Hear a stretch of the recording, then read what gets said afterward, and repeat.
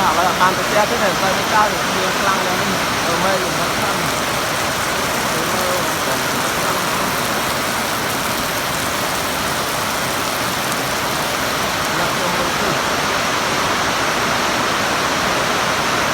mây